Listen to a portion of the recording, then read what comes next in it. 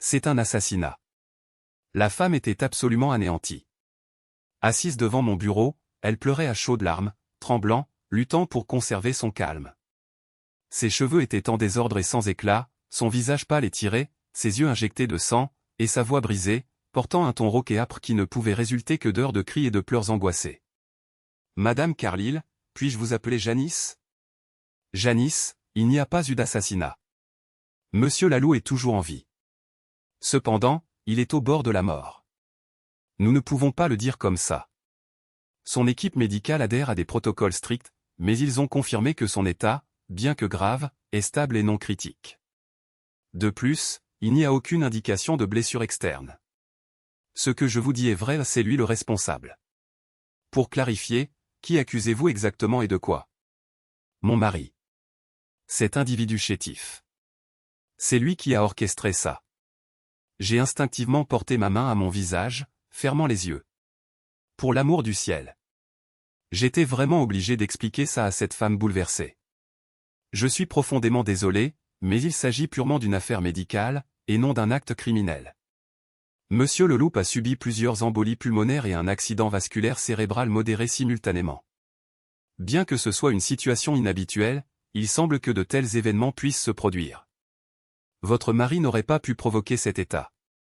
Il n'y a aucune preuve de drogue, de manipulation physique ou de tout autre facteur qui pourrait amener quelqu'un à induire un tel état. Claude avait manifestement des problèmes de santé sous-jacents non diagnostiqués auparavant qui se sont manifestés par coïncidence.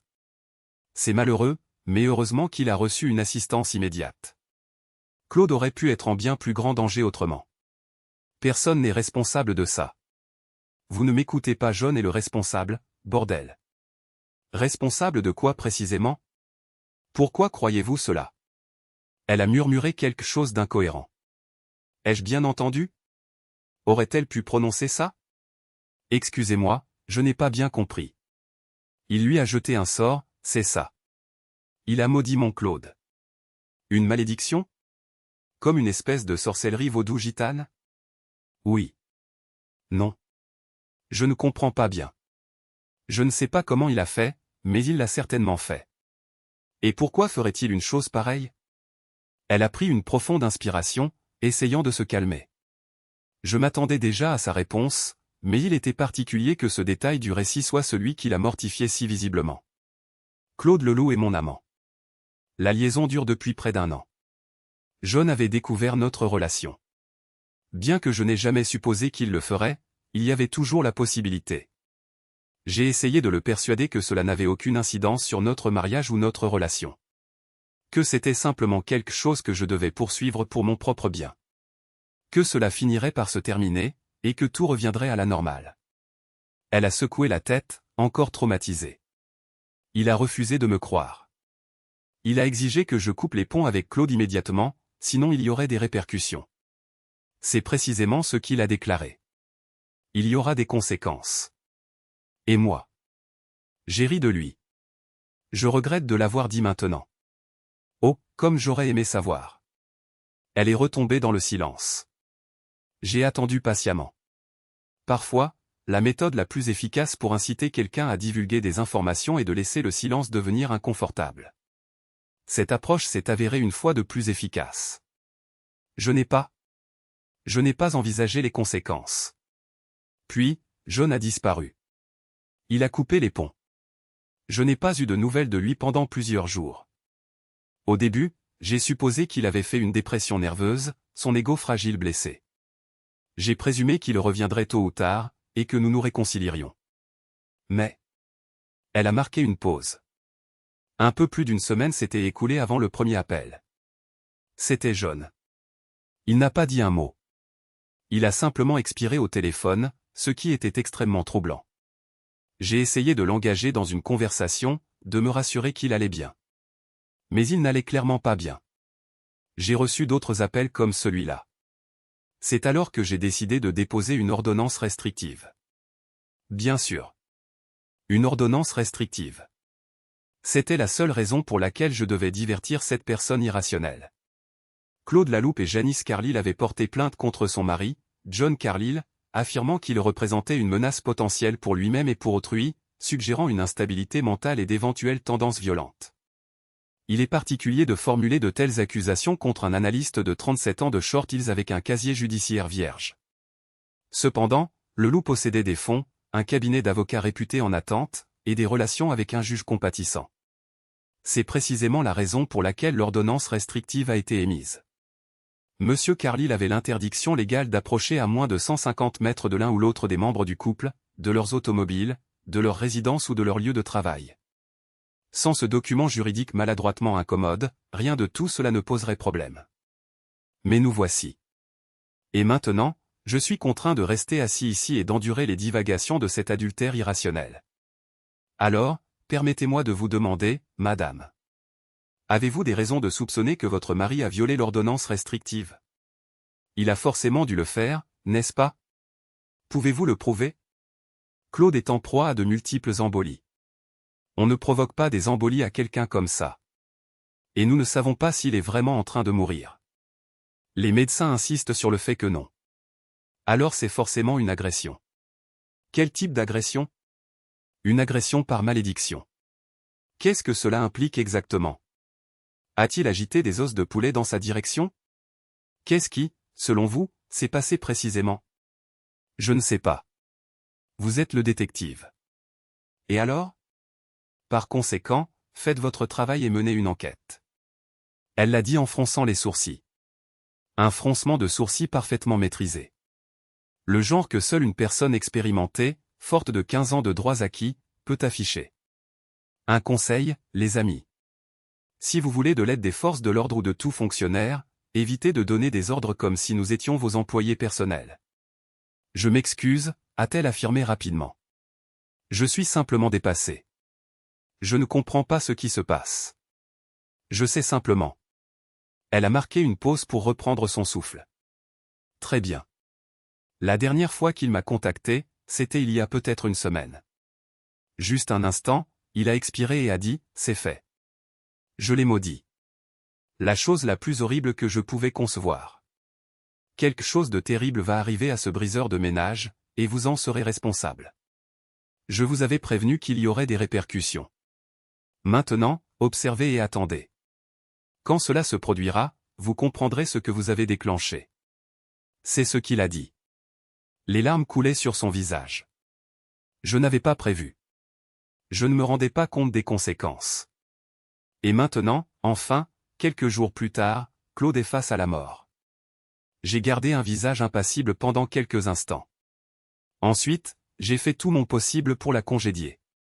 Le harcèlement peut constituer un crime.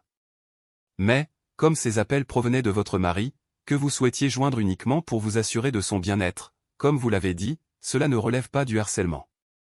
Ça pourrait être considéré comme une infraction mineure. S'il vous avait menacé, il faudrait démontrer une intention d'inspirer la peur ou de nuire. Mais il n'avait pas l'intention de vous intimider, n'est-ce pas? Vous écartez la malédiction dont vous m'avez parlé plus tôt. Je n'avais pas prévu les ramifications. Peut-être qu'il avait l'intention de nuire, mais à ma connaissance, le procureur ne poursuit pas les affaires de sorcellerie. Vous attribuez sans doute tous les événements ultérieurs aux effets d'une malédiction, mais il n'y a aucun moyen d'établir que John l'a déclenchée. Je suis désolé, Madame Carlyle. Aucune infraction n'a été commise. Aucune infraction. Aucune infraction. Bon sang, il y a un siècle, on l'aurait brûlé pour un tel acte. La magie n'existe pas, zut. Était-il vraiment nécessaire de lui rappeler cette vérité? Alors, qu'est-ce qui handicape Claude exactement? Un problème médical extrêmement malheureux. Personne n'est coupable. Et certainement pas un charlatan vaudou de province. C'est impossible. Il l'a maudit.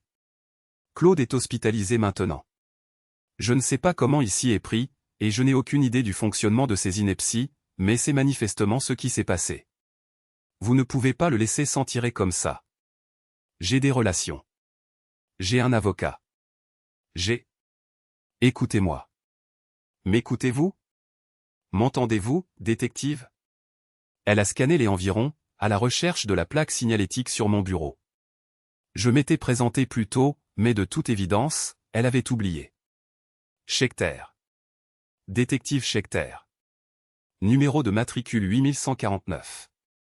Schechter. Soyez assuré que je m'en souviendrai. Ce n'est pas fini pour vous. Et puis, 2 jours plus tard, après son départ, le problème est revenu sur le tapis. Schechter, quand vous aurez un moment, passez. Le chef traversait déjà l'open space et se dirigeait vers son bureau.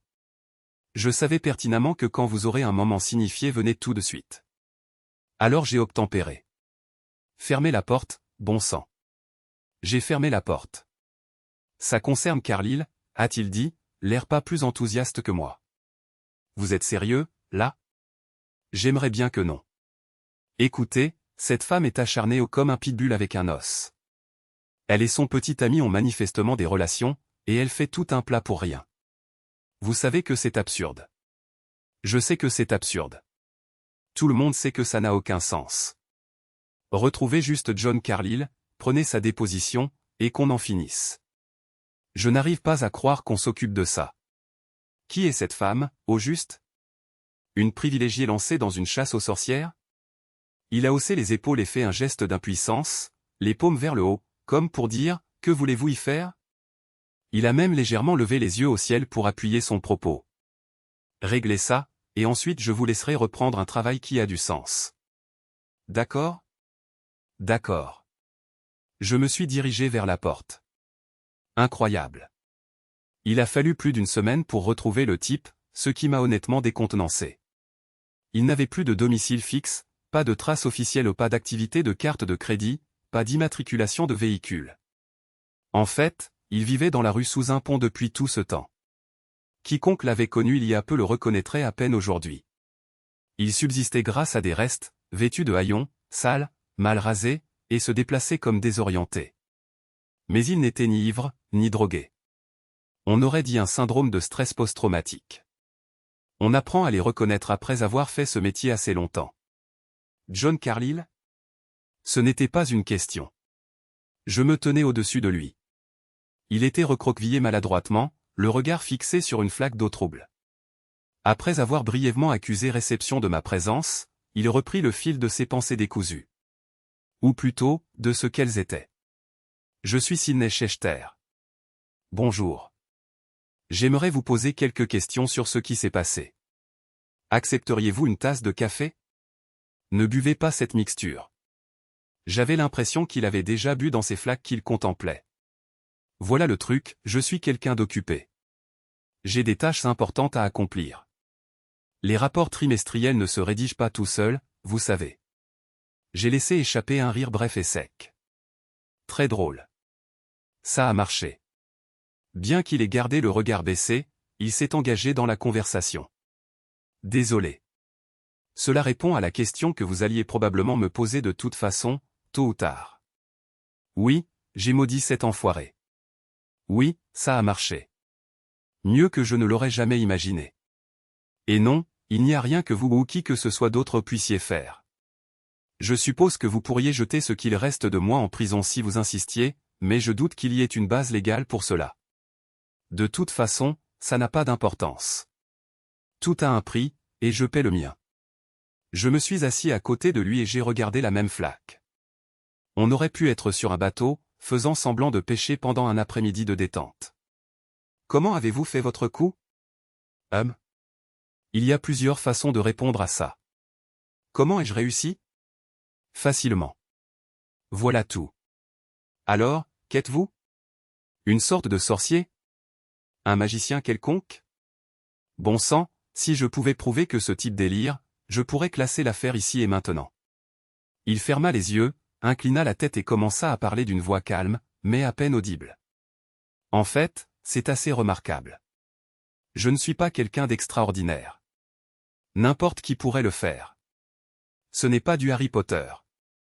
La plupart des gens passent leur vie à faire toutes sortes de magie chaque jour sans s'en rendre compte. Généralement, des choses mineures. Ils ne voient tout simplement pas ce que c'est. Et ils ne l'appellent pas comme ça. Qu'est-ce que vous voulez dire exactement? C'est comme quand vous faites un doigt d'honneur à quelqu'un, vous le maudissez en quelque sorte. Une malédiction mineure n'accomplira probablement pas grand-chose.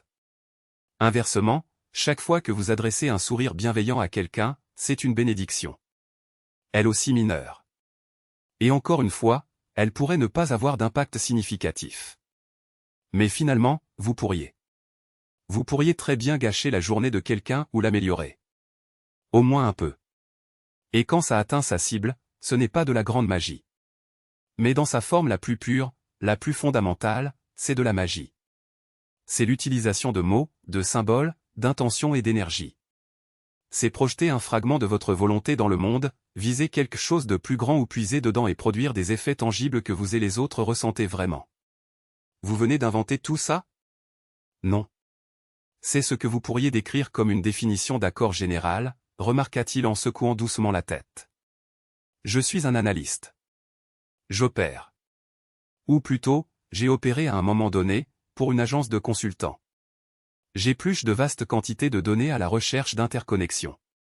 Je dévoile la vérité sous-jacente derrière tout ce qui nécessite une compréhension. J'excelle dans cette tâche.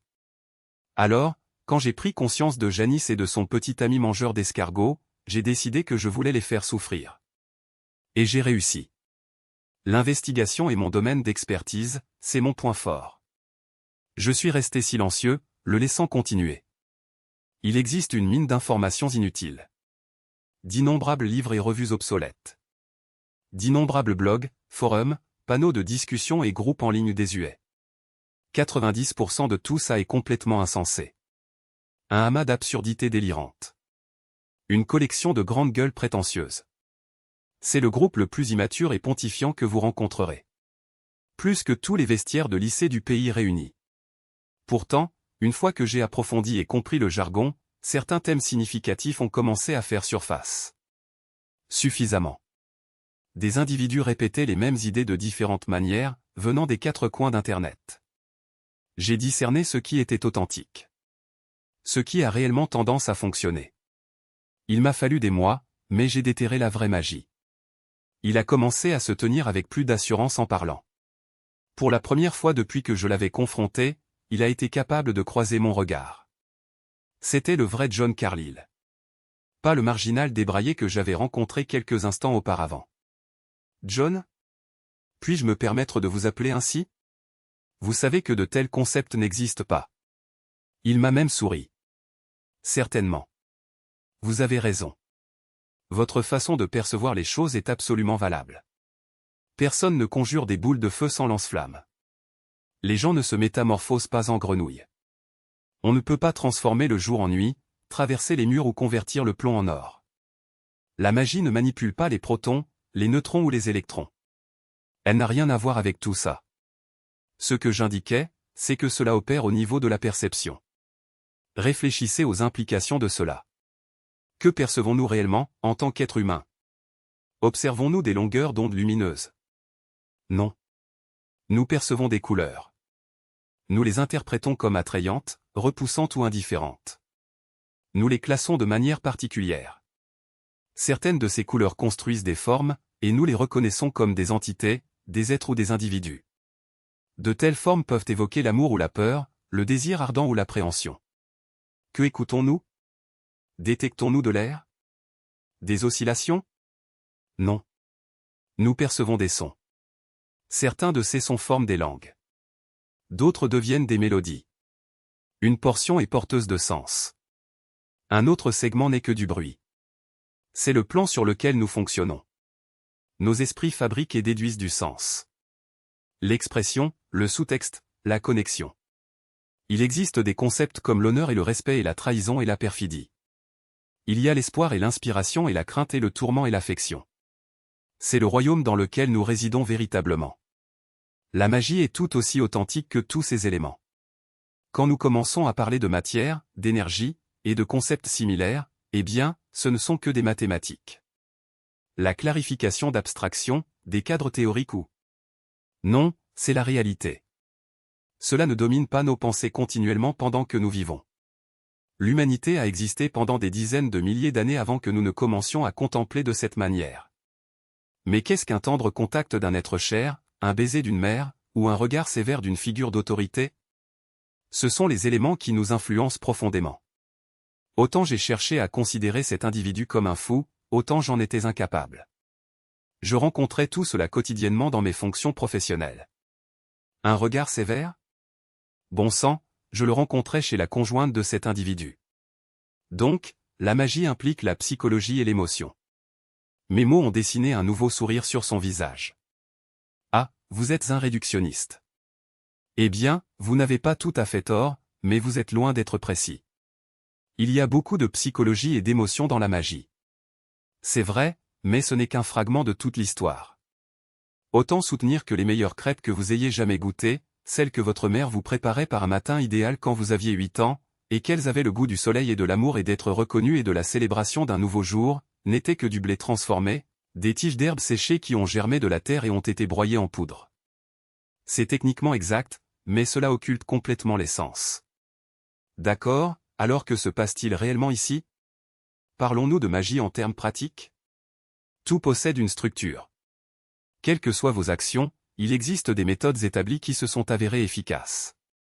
La langue et le rituel, profondément liés à la tradition, nécessitent une pratique disciplinée et l'état d'esprit approprié. Tout commence par une invocation. Vient ensuite l'exécution d'une action ou la présentation d'une offrande, suivie d'une prière ou d'une requête précise. Enfin, il y a une clôture ou une reconnexion à la fin. C'est le schéma fondamental pour tout sortilège. Ces processus peuvent être soit longs, soit concis, informels ou formels, selon les besoins. Ils peuvent impliquer un nombre quelconque d'individus et être dirigés vers presque n'importe quel objectif. L'ingrédient clé est la motivation et la détermination que vous y canalisez. L'énergie que vous créez, votre connexion personnelle à cela, est vitale. Une préparation minutieuse est indispensable. Le contexte revêt une immense importance. Cependant, l'aspect le plus difficile consiste à interagir avec une entité ou une force extérieure. Ce que vous invoquez ne peut pas provenir uniquement de vous-même. Que voulez-vous dire par là?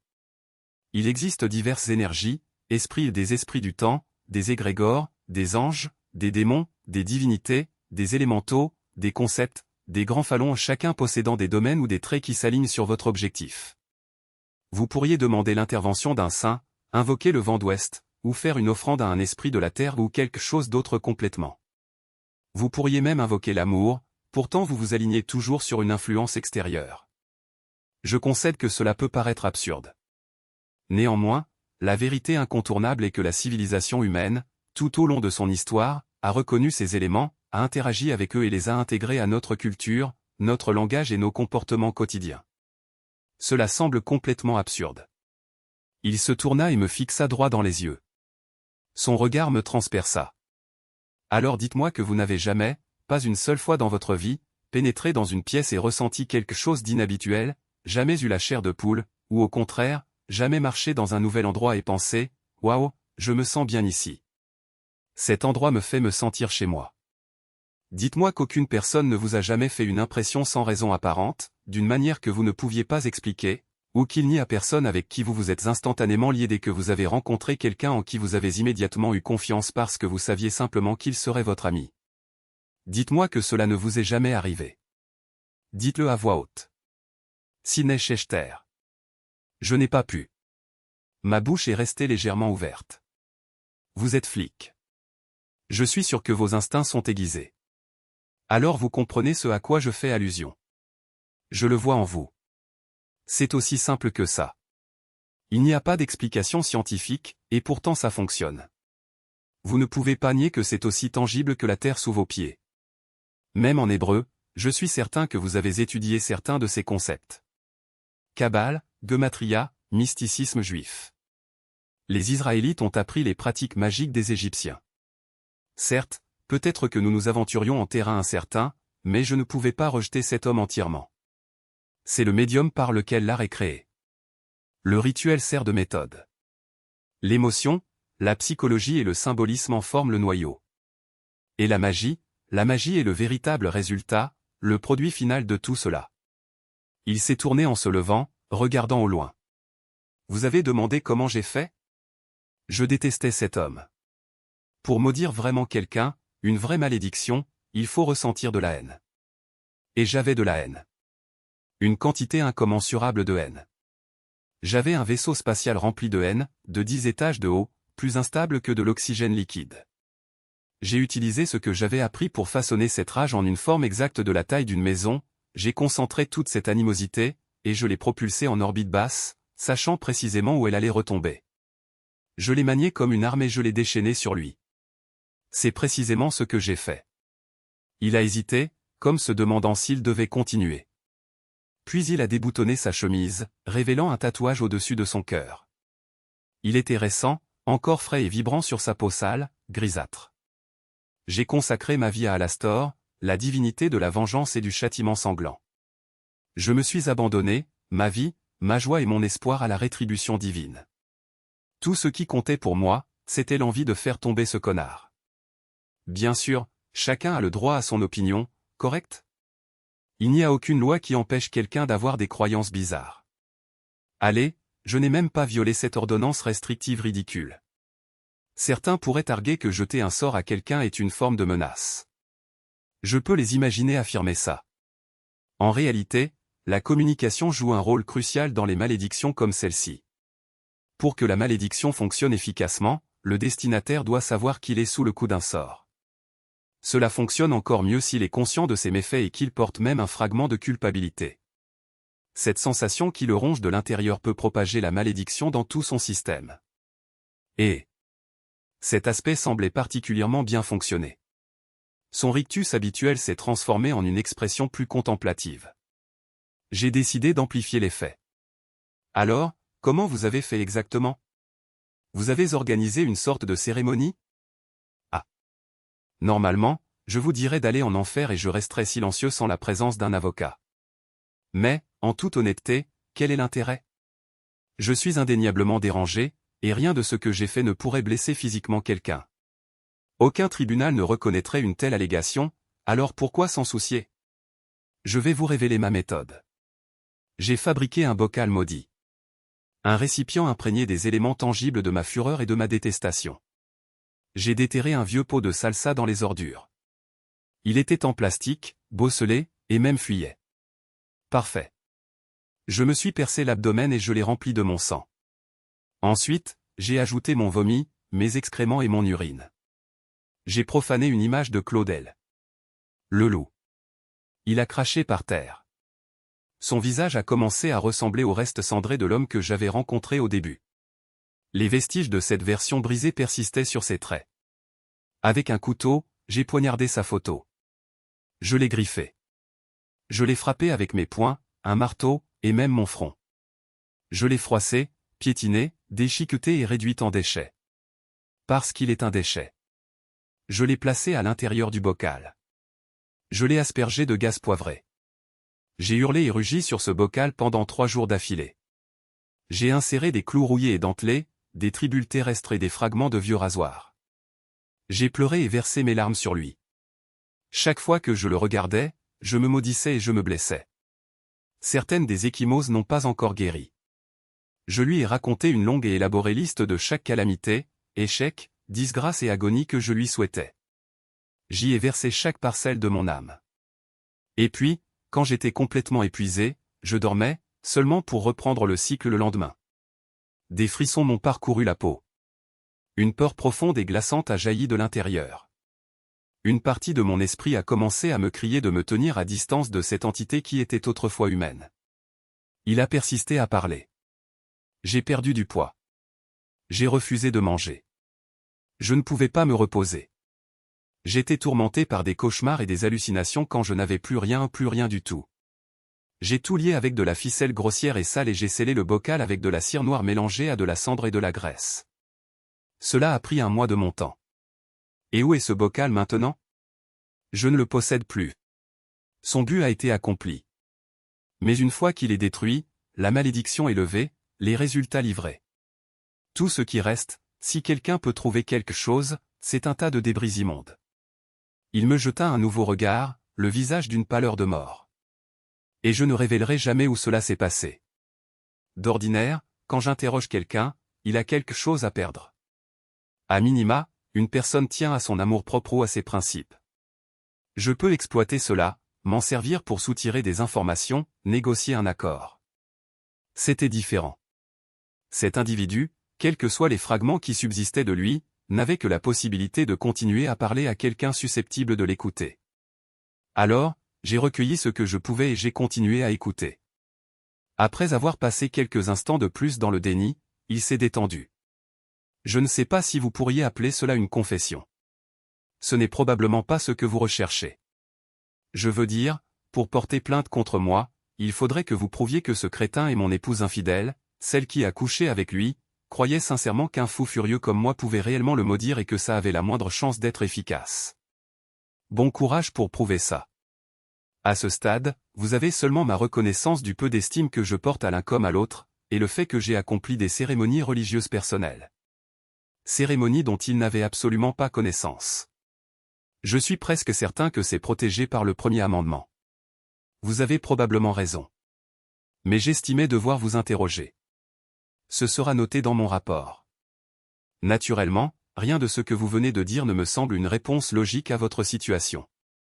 Il laissa échapper un rire sinistre. Vous voyez ça comme ça? Oui, ça m'a certainement affecté profondément. J'ai ignoré chaque signe avant-coureur que j'ai croisé. Tout ce que j'ai assimilé me disait d'établir des protections, de multiples couches, des barrières protectrices, et de maintenir une distance de sécurité. Pour éviter de transformer la malédiction en quelque chose de personnel. J'avais la possibilité d'engager quelqu'un d'autre pour s'en charger. J'aurais pu en atténuer l'impact. Mais ce n'était pas ce que je voulais.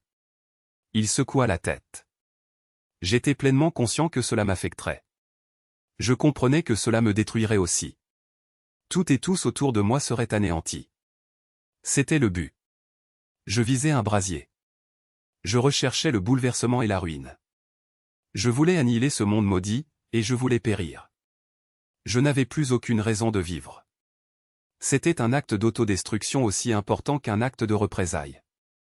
Je me contentais de le regarder, stupéfait par son aveu. Bon sang, cet individu était-il un danger pour lui-même ou pour les autres?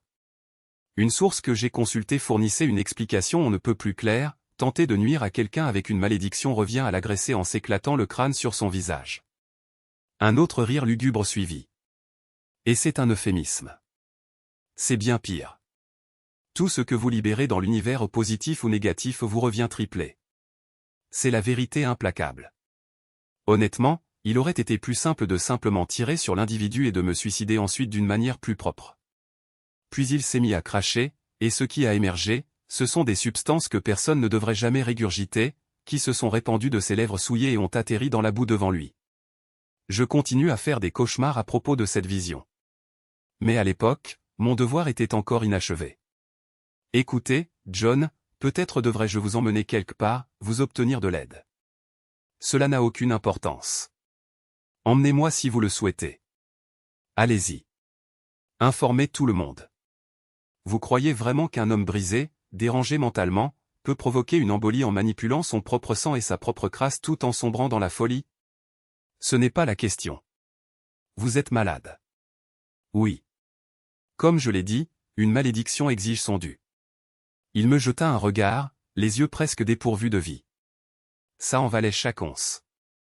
Je me souviens à peine de ce qui s'est passé ensuite, mais mon corps a supplanté mon esprit, et j'ai reculé d'horreur. Il ne restait plus rien d'humain dans cette entité. Je l'ai abandonné là où je l'avais découvert cette nuit-là. Je ne me suis pas reposé du tout. Claude Leloupre a finalement succombé à des complications découlant de son accident vasculaire cérébral et de ses embolies. Ce fut une durée prolongée, atrocement douloureuse. Sa femme n'a jamais demandé le divorce. Au lieu de cela, elle a choisi d'assumer tous ses biens, malgré leur vie séparée. Janice Carlyle a divorcé de son mari John par contumace et ne s'est jamais remariée. Le récit de la malédiction est devenu la pierre angulaire de sa vie, une histoire qu'elle racontait sans cesse à quiconque voulait bien l'écouter. Avec le temps, il y eut de moins en moins d'auditeurs disposés à l'entendre. Elle s'est étiolée lentement, douloureusement, et de plus en plus isolée, prise au piège de son propre dérangement. John Carlyle n'a plus jamais été revu. Il est concevable que le fragment de lui qui subsiste continue d'errer, dénué de tout, brisé et désorienté.